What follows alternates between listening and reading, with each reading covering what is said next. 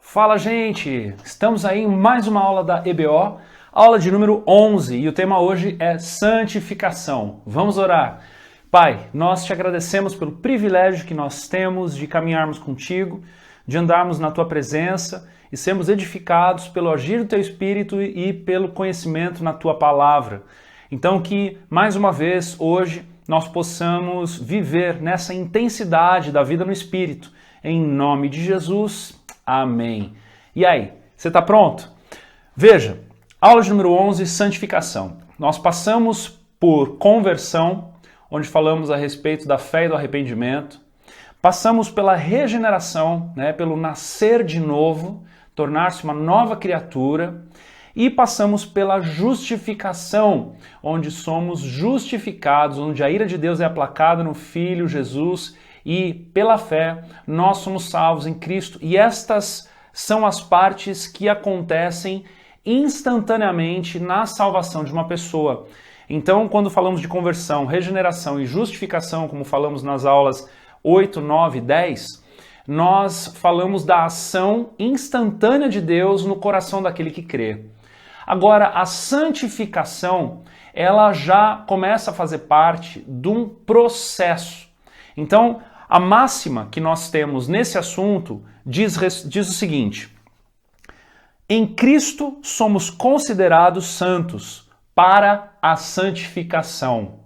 Em outras palavras, a santificação é passado, presente e futuro. Então nós vamos entender isso com um pouco mais de propriedade, ok? E o versículo que eu quero citar também, que é o nosso versículo-chave neste fundamento sobre santificação, é Mateus capítulo 5, versículo 48, que diz, palavras de Cristo: portanto, sejam perfeitos, como perfeito é o Pai Celestial de vocês. Tá?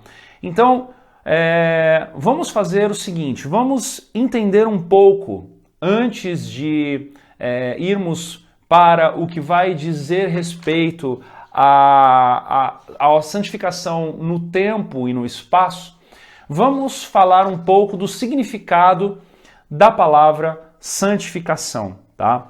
Então, ela traz basicamente 3 significados para nós na Bíblia. O primeiro, a santificação, ela fala de separação, tá? Então é separação no sentido de estar separado, de estar isolado de um outro ambiente comum, ok? Vamos ter, por exemplo, lá em Deuteronômio capítulo 7, versículo 6, a seguinte afirmação: vocês são um povo santo para o Senhor, o seu Deus. O Senhor, o seu Deus, os escolheu dentre todos os povos da face da terra. Ok? Isso aqui se refere ao povo escolhido de Deus, ao povo hebreu, ao povo que Deus levanta, né? Ele escolhe Abraão lá de Ur dos Caldeus, tira Abraão e o promete levar para uma terra que manaria leite e mel. E a partir dele iria então inaugurar uma descendência tão numerosa quanto as estrelas do céu e as areias do mar. Então, diante disso, o Senhor elege um povo para que a partir desse povo ele vá construir essa história de redenção, né? Então, quando falamos de santificado ou santificação, nós estamos falando também de separação, uma eleição, né? Um povo santo, ou seja, um povo eleito, separado por Deus para que a obra de redenção possa então ser narrada, tá? Um outro versículo lá em Êxodo, capítulo 15, versículo 11, que vai dizer o seguinte: quem entre os judeus é semelhante a ti, Senhor? Quem é semelhante a ti? Majestoso em santidade, terrível em feitos gloriosos, autor de maravilhas, né? Ou seja, quando nós entendemos que Deus é santo nesse aspecto de santidade, ele também é separado. Separado do quê? Separado de tudo que é pecaminoso, de tudo que é humano e imperfeito, né? De tudo que não é divino, ou seja, dos falsos deuses, né? Essa distinção do Deus de D maiúsculo, dos deuses de D minúsculo da palavra, ou de tudo aquilo que é invenção humana, né? Então Deus, ele é majestoso em santidade e a sua glória, ela está separada, né? Está separada de tudo aquilo que não é divino. No Novo Testamento, nós vamos encontrar também né, essa distinção de separação, de isolamento, por exemplo, lá em 1 Pedro capítulo 2, versículo 9, onde o texto diz o seguinte: vocês, porém, são geração eleita, olha aí, sacerdócio real, nação santa, né, ou santificada, povo exclusivo de Deus. Então, isso também está atrelando essa questão de separação. É um povo exclusivo de Deus. Olha que interessante, na mesma intensidade em que diz nação santa. Então, fala a respeito dessa separação, deste isolamento de tudo aquilo que é ordinário, de tudo aquilo que é pecaminoso, de tudo aquilo que é mundano, né? Por isso que muita gente vai usar esse termo de eleitos, os eleitos do Senhor, né? Onde a igreja vai trabalhar essa coisa daquilo que é mundano, daquilo que é santo, daquilo que é sagrado, né? Então tudo isso diz respeito a essa palavra santificação, que vem dessa santidade, vem desse aspecto, que é o da separação. O segundo aspecto da santidade, né, além desse que nós acabamos de trabalhar, é o aspecto que vai falar da pureza, da limpeza, né? Então, não é somente uma separação, né, ora espiritual, ora geográfica, mas é também, vai falar também de uma purificação, de uma asepsia, né, de uma limpeza, né, como por exemplo a gente encontra lá em Êxodo capítulo 19, versículos 10 e 11, que vai dizer o seguinte: vá ao povo e consagre-o hoje e amanhã, eles deverão lavar as suas vestes. Olha que coisa interessante. E lá mais para o final vai dizer: porque no terceiro dia o Senhor descerá à vista de todo o povo sobre o monte Sinai. Ou seja, Deus estaria fazendo uma visitação para o povo, só que Deus pede a Moisés para avisar o povo de que eles deverão, inclusive, lavar as suas vestes, ou seja, purificarem-se para estarem diante de Deus, né? E quando nós vamos ler, inclusive, a cultura do povo hebreu no Antigo Testamento, mesmo que eles tenham ficado no deserto por tantos anos, mesmo que as situações fossem muito mais precárias do que as nossas hoje, né? Hoje a gente entra numa casa, tem uma suíte, tem um banheiro, tem um lavabo, tem torneira, tem água potável, né? Isso numa grande parte, né, da nossa realidade. É claro que existem lugares muito mais complicados, né? Mas não é o nosso caso, nós sabemos disso. Até porque se você está assistindo essa videoaula, ela está passando aí num telefone. Se você tem telefone, certamente você tem água potável na tua casa, né? Mas o que o texto está dizendo para nós, um aspecto dessa santidade de Deus, essa santificação, era também na purificação, na limpeza. E nós vamos ver em muitos momentos isso no Antigo Testamento, para com os sacerdotes que conduziam, né, as práticas religiosas, para com os utensílios, né, que estavam ali consagrados para a utilização dos processos onde o Senhor estabelecia, né? O próprio povo, como nós lemos em determinados momentos, imagina Deus mandando as pessoas lavarem as suas roupas para se encontrarem com Deus. Perceba que, como nós temos falado aqui na Escola Bíblica, a palavra de Deus é uma história de redenção. Então, tudo que a palavra nos ensina e nos aponta, ela tem um propósito. Ainda que em maneira por símbolos, né, numa simbologia, lá na frente nós vamos entender porque ao longo das revelações e da complementação das alianças que Deus vai fazendo com o homem até chegar na aliança principal em Cristo Jesus, estes símbolos, essas ações, elas vão sendo reveladas no seu significado profundo, né? Então, vamos lá, segura aí, né? Então nós sabemos que esta purificação, ela vai se dar em Cristo Jesus, pelo sangue de Cristo que nos lava, né? Mas aqui nós vemos características deste processo, não somente como separação na santificação, como nós falamos, como também neste processo de purificação. E olha que interessante, começa aqui de forma exterior, correto? A gente está vendo aqui, olha, vestimenta, os utensílios, né? Lá no Antigo Testamento, mas já no Antigo Testamento também, Deus começa a falar de uma purificação interior. Olha só, por exemplo, lá em Levíticos mesmo, no capítulo 16, versículo 30, diz o seguinte: perante o Senhor, vocês estão puros do que? De todos os seus pecados. Ó, começa a trazer significância agora aqui nas coisas, né? Os significados vão sendo revelados. Então, agora não é só mais nos elementos, nos utensílios, na roupa, mas agora purificação dos seus pecados, né? Quando havia ali o derramamento de sangue. Outro texto em Salmo, capítulo 24, versículos 3 e 4, diz assim: quem poderá entrar no seu santo lugar, né? Aquele que tem as mãos limpas e o coração puro, né? Ou seja, olha que interessante, vai trabalhando a parte externa, mãos limpas, né?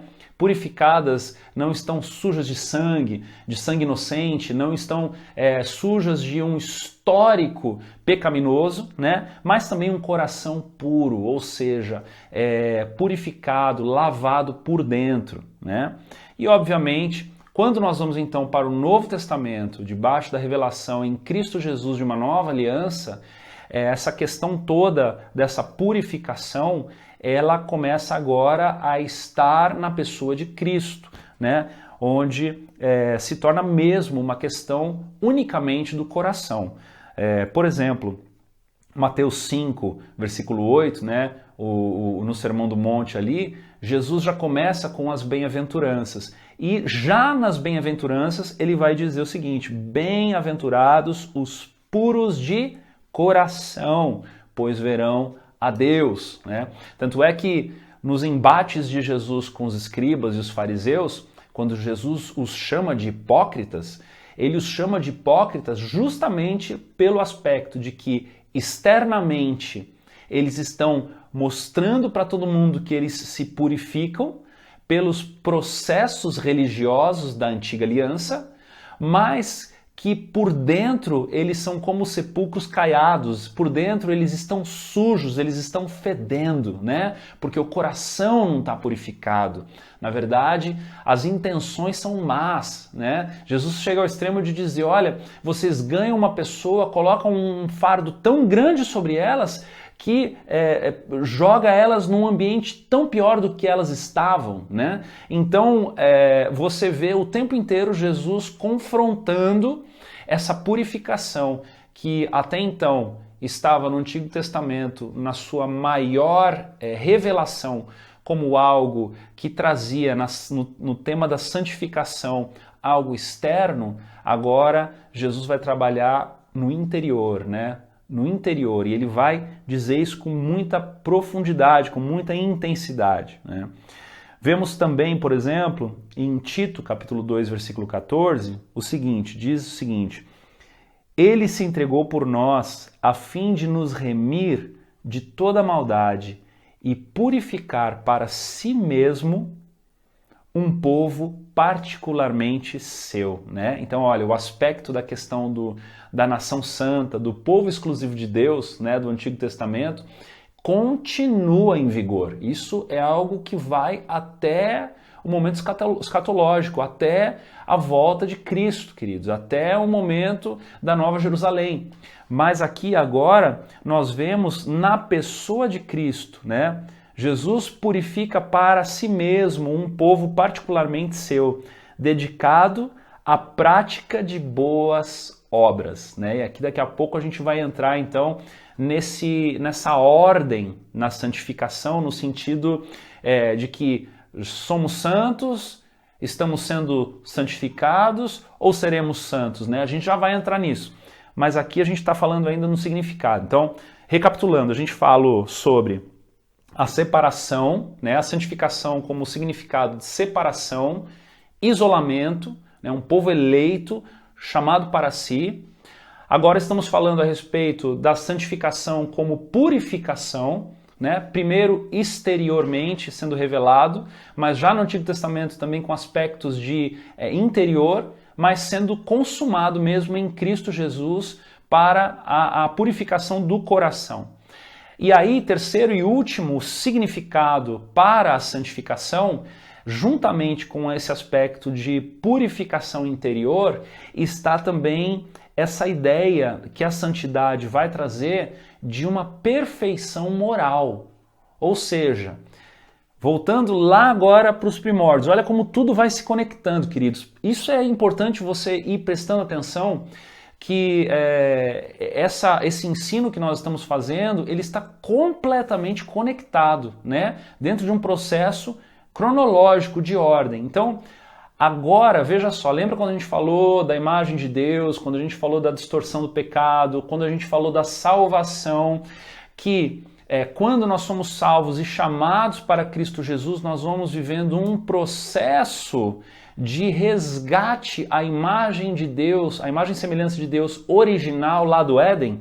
É exatamente na santificação que isso começa a ser trabalhado, né? Então, como nós começamos a ver então que até na moralidade do homem, até naquilo que nós temos como referência de certo e errado, naquilo que nós temos como referência do que é correto fazer e do que não é correto fazer, o Senhor começa a trabalhar, né? E obviamente, antes de fazer, a gente pensa. Então começa no coração e começa a ser externado pelas ações. Não de fora para dentro, como nós acabamos de ler, mas a partir de uma mudança de coração dentro, essa santificação que o Espírito Santo vai começar a trabalhar aí nos convencendo, e vamos então de dentro para fora começar a manifestar o que a ação de Deus, o trabalhar de Deus na nossa vida, né? E aí nós chegamos no momento assim de maior excelência do ensino de Cristo dentro desse assunto, é no próprio Sermão do Monte, né? Onde a gente vê lá em Mateus capítulo 5, 6 e 7, está lá o Sermão do Monte, mas nós vemos aqui, olha que interessante, no versículo 48 do capítulo 5 de Mateus, está escrito assim: portanto, que nós lemos, né, no começo dessa aula, sejam perfeitos como perfeito é o Pai Celeste de vocês.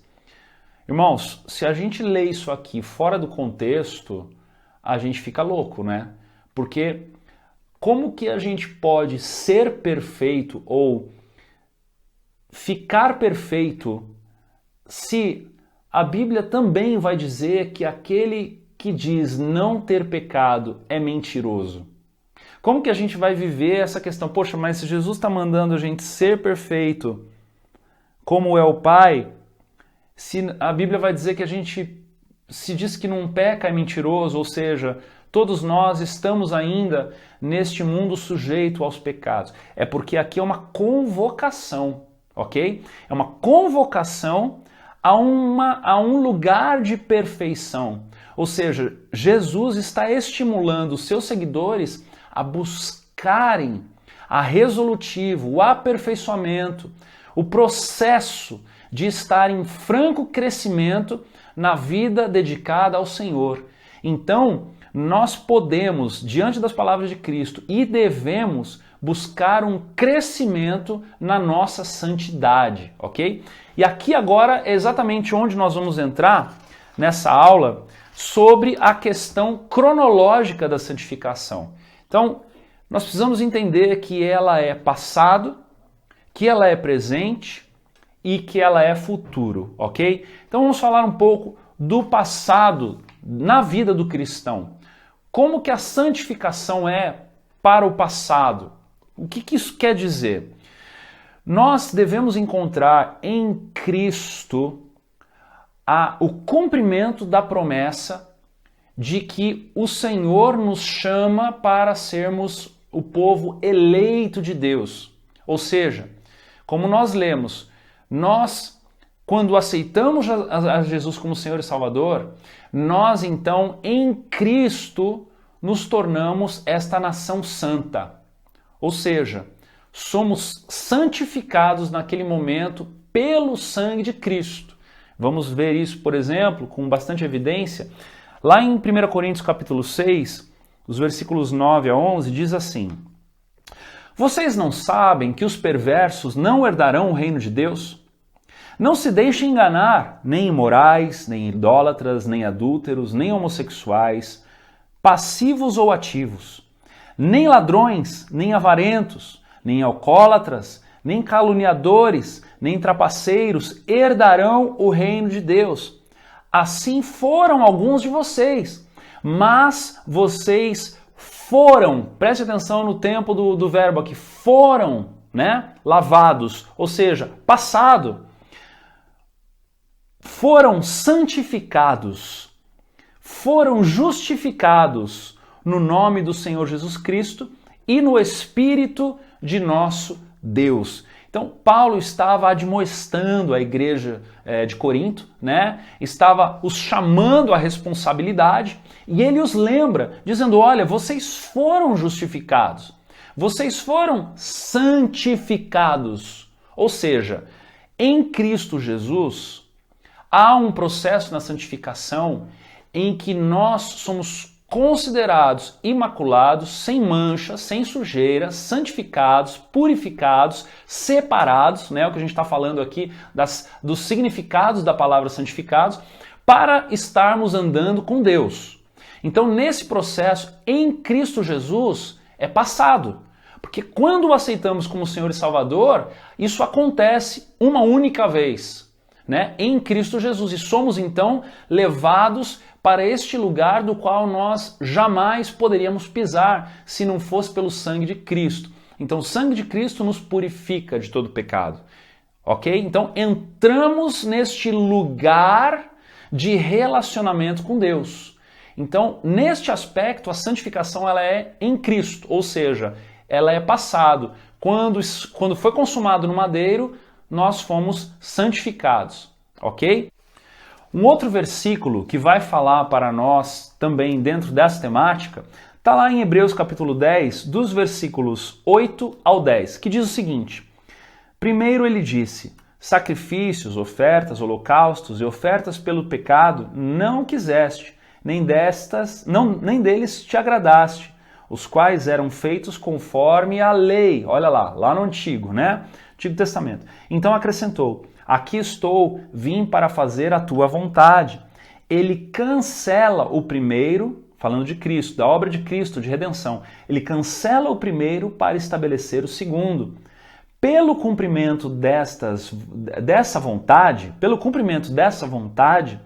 fomos santificados. Fomos, de novo, lá no passado, fomos santificados por meio do sacrifício do corpo de Jesus Cristo, oferecido uma vez por todas, ok? Esse trecho é importantíssimo para nós, porque fomos santificados por meio do sacrifício do corpo de Jesus Cristo, oferecido uma vez por todas. Então, nesse aspecto da santificação, para nos achegarmos a Deus, né, de mãos limpas, coração puro, nós fomos santificados de uma vez por todas em Cristo Jesus, tá? Então, esse é o aspecto do passado. Ou seja, como termina aqui o nosso material, diz o seguinte: a santificação, vista como separação, purificação ou aperfeiçoamento, é uma realidade dada a todos os que pertencem a Cristo. Fomos santificados no início da nossa jornada cristã, ok? Agora, diferente de como nós falamos na conversão, como nós falamos na regeneração e como nós falamos na justificação, na santificação há uma continuidade, ok? Então isso é importantíssimo nós entendermos. e entendermos também o nosso papel nesta continuidade, ok? Porque para nos achegarmos a Deus, em Cristo, este processo nos lavou. Mas estas vestimentas novas que Deus nos dá, Ele também coloca sobre nós uma responsabilidade. E nesta responsabilidade nós devemos nos dedicar todos os dias da nossa vida. Você quer ver uma evidência muito forte na vida de uma pessoa salva, para que se possa reconhecer de alguma maneira, por exemplo, que esta pessoa está dando passos a partir do presente que recebeu na sua salvação, é vê-la desejosa de se livrar da sua vida pecaminosa. Olha que interessante. Quando você encontra um cristão que está dedicado, que está constantemente buscando, orando, clamando ao Senhor, na manutenção, pedindo perdão ao Senhor dos seus atos, dos seus pensamentos, neste movimento você vai encontrar a evidência de que essa pessoa ela está vivendo a sua salvação. Ela está vivendo nessa nova realidade em que ela foi presenteada pelo Senhor. E não deixa de ser uma grande evidência de que essa pessoa realmente entendeu o que se deu no seu coração. Onde ela estava e onde ela foi colocada no Senhor. Entende? Então, essa continuidade do processo de santificação, ele não para no Novo Testamento, né? Sabemos que no Antigo Testamento era muito constante, até pela lei de Moisés, né, que foi dada a Moisés para que o povo hebreu pudesse tentar, de alguma forma, viver, né, no processo de purificação diante do Senhor, de separação diante do Senhor. Como, por exemplo, lá em Levíticos, capítulo 19, versículo 2, está escrito: diga o seguinte a toda a comunidade de Israel: sejam santos, porque eu, o Senhor, o Deus de vocês, sou santo. Né? Mas no Novo Testamento, mesmo que Cristo tenha nos dado acesso ao Pai, este processo não termina, né? Enquanto pelo menos estivermos vivos. Né? 1 Pedro capítulo 1, versículos 15 e 16, diz assim: mas assim como é santo aquele que os chamou, sejam santos vocês também em tudo o que fizerem, pois está escrito. E ele vai lembrar aquele versículo de Levíticos 19, 2. E ele diz: sejam santos porque eu sou santo. Então, olha que interessante, meus irmãos. Pedro vai nos lembrar na sua primeira carta aqui de que este processo ele é contínuo. Ele não parou. Não foi porque Jesus nos deu acesso ao Pai por meio do seu sangue que agora nós podemos voltar a viver uma vida devassa ou continuarmos vivendo uma vida de pecaminosidade, porque o sangue de Jesus já purificou, está tudo resolvido, acabou, beleza, né? Tudo certo. Não. O caminho está aberto, mas ele é estreito. A porta está aberta, mas ela é estreita, entende? Então a santificação ela vai trabalhar essas duas questões. Ela trabalha o passado, ela também está trabalhando aqui conosco o presente, né? 2 Coríntios, capítulo 7, versículo 1, diz assim: amados, visto que temos estas promessas, purifiquemo-nos de tudo o que contamina o corpo. Olha o apelo de Paulo à igreja de Corinto, né? Tudo aquilo que contamina o corpo e o espírito, aperfeiçoando a santidade. Olha, então, né? Agora não está falando fostes santificados no passado, mas ele está impelindo a igreja, convocando a igreja para aperfeiçoar a santidade no temor de Deus. Então, por temermos ao Senhor, por sabermos que Ele é santo, por sabermos que Ele é justo, por sabermos que Ele é fogo consumidor, né? Veja que nada disso é reduzido dos atributos de Deus, da parte de Deus, da pessoa de Deus, por causa de Cristo. né? Não é que Cristo morreu na cruz e aplacou a ira de Deus no seu corpo em favor de nós, que Deus deixou de ser fogo consumidor, que Deus deixou de ser um Deus justo, que faz justiça.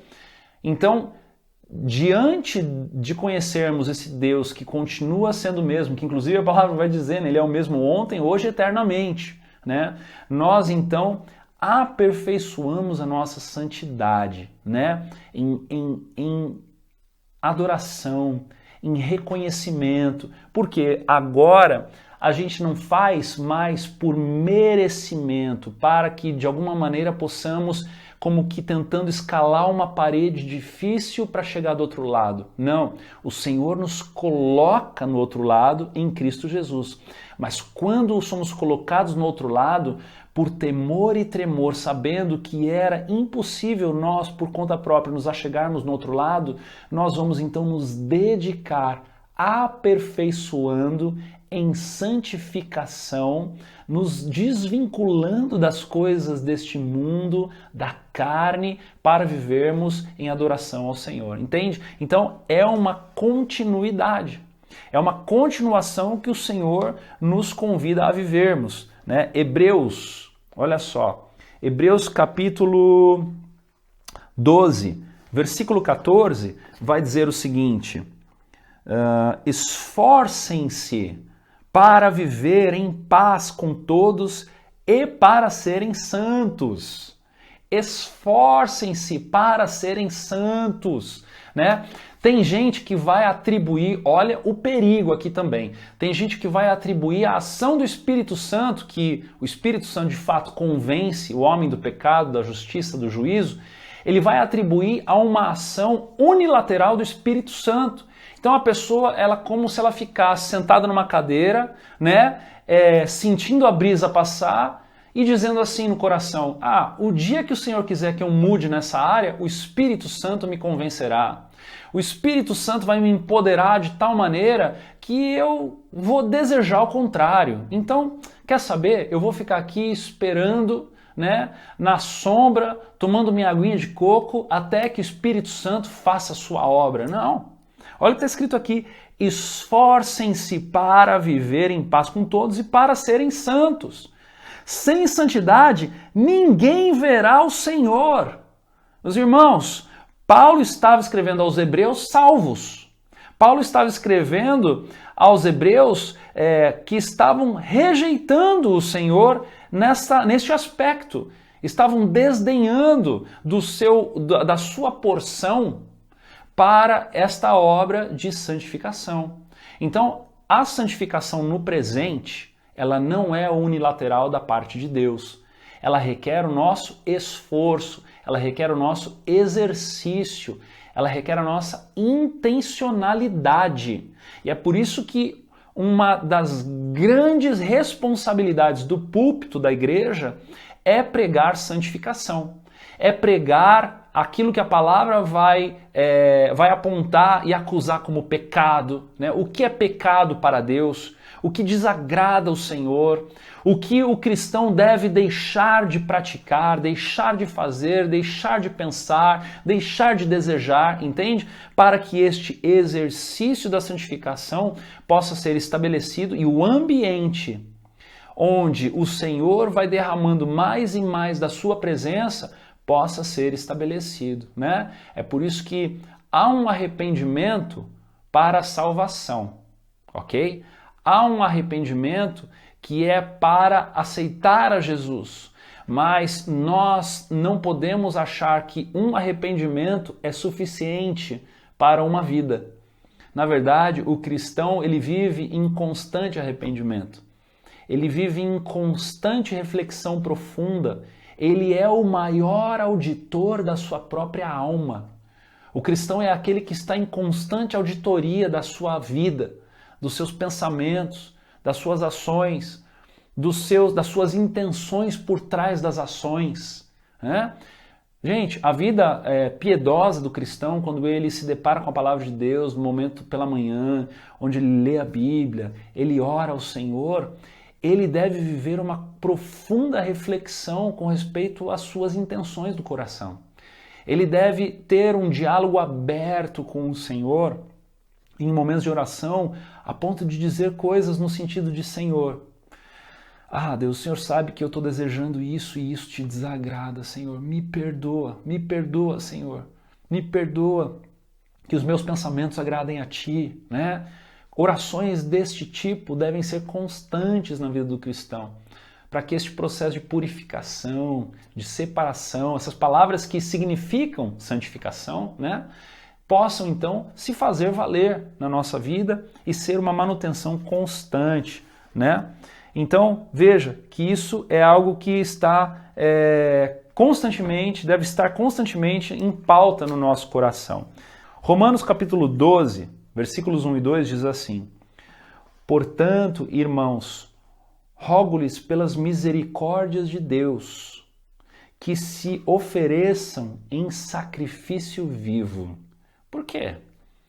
Por que que Paulo, quando escreve aos Romanos, pede para que os irmãos se ofereçam em sacrifício vivo, santo e agradável a Deus? Por quê? Porque o de Jesus não foi suficiente? Será que Paulo está querendo dizer que a gente tem que se oferecer como sacrifício vivo, santo e agradável a Deus porque o de Jesus não foi suficiente? Jamais. Paulo sabe, e inúmeras vezes ele deixa isso muito claro, a obra de redenção de Cristo foi consumada em Cristo, foi completa. Mas por que é que ele nos convida a nos oferecermos em sacrifício vivo, santo e agradável a Deus? Porque esse é o nosso culto racional. Não se amoldem ao padrão deste mundo, mas transformem-se pela renovação da sua mente para que sejam capazes de experimentar e comprovar a boa, agradável e perfeita vontade de Deus. Percebe o movimento de santificação nesse texto? Percebe a convocação de que não é uma ação unilateral do Espírito Santo, mas é um esforço intencional do cristão para viver lugares maiores e conhecer coisas mais profundas? Então, isso que o Senhor nos convoca e nos provoca pela ação do Espírito Santo deve ser constantemente fomentado dentro do nosso coração, sabe? Não se conforme com o lugar em que você está vivendo, no aspecto de, eu já mudei o que eu precisava mudar, né?